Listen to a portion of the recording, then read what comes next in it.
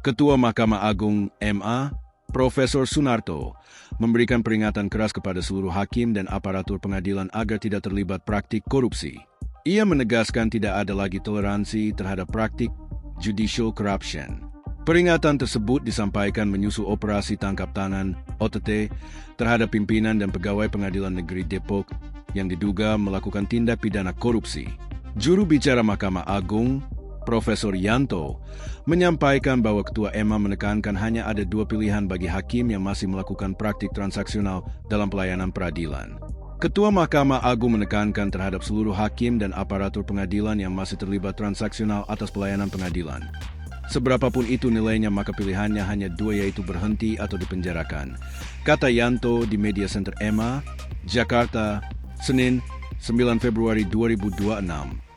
Ketua MA, lanjut Yanto, menyatakan kecewa dan sangat menyesal atas peristiwa tersebut. Tindakan itu justru telah mencederai harkat dan martabat hakim di Indonesia. Atas peristiwa tersebut, Ketua Mahkamah Agung menyatakan kecewa dan sangat menyesal. Peristiwa yang telah mencederai keluhuran harkat dan martabat hakim. Dan perbuatan tersebut juga telah mencoreng kehormatan dan marwah institusi Mahkamah Agung RI, jelasnya. Lebih lanjut, ia juga menyatakan pihaknya tidak akan memberikan perlindungan terhadap hakim yang terlibat kasus korupsi.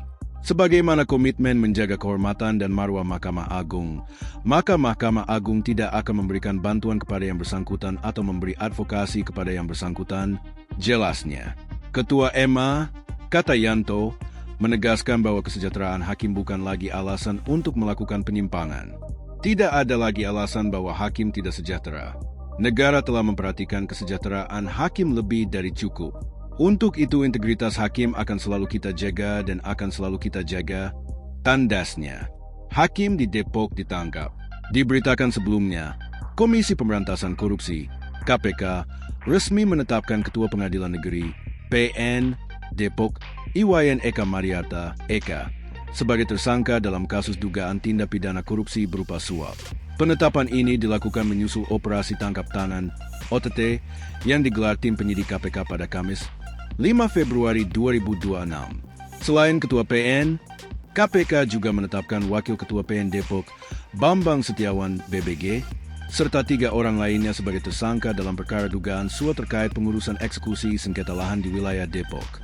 Berdasarkan kecukupan alat bukti, KPK menaikkan perkara ini ke tahap penyidikan dengan menetapkan 5 orang tersangka, di antaranya Eka selaku Ketua PN Depok dan BBG selaku Wakil Ketua PN Depok, kata PLT Deputi Penindakan dan Eksekusi KPK, Asep Guntur Rahayu, dalam konferensi pers di Gedung Merah Putih KPK, Jakarta Selatan, Jumat, 6 Februari 2026, malam.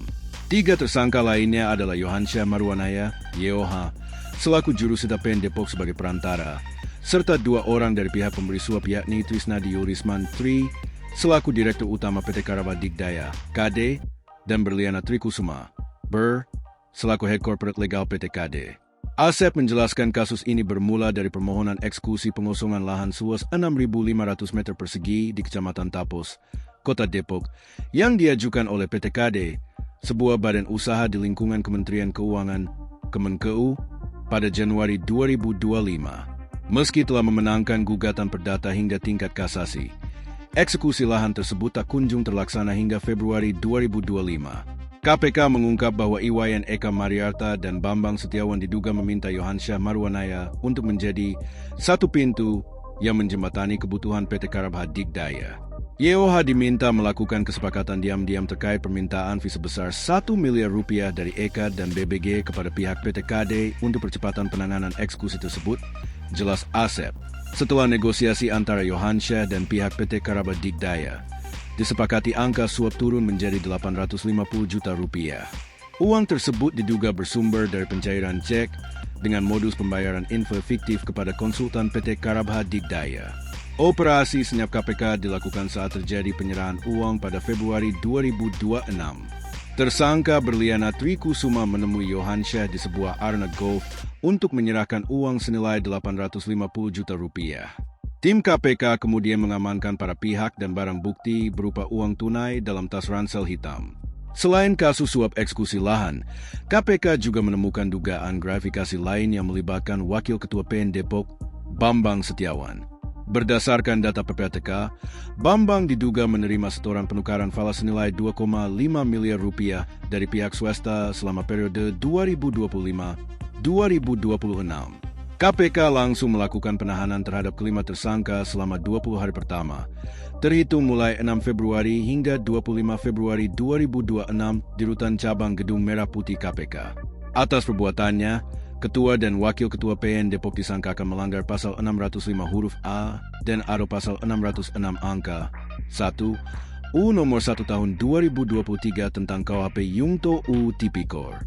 Khusus untuk BBG juga dikenakan pasal 12 BU Tipikor terkait dugaan penerimaan gratifikasi. KPK juga telah menyurati Mahkamah Agung MA terkait penahanan hakim tersebut sesuai ketentuan pasal 101 KUHP 2026. Download Tribun X sekarang, menghadirkan lokal menjadi Indonesia.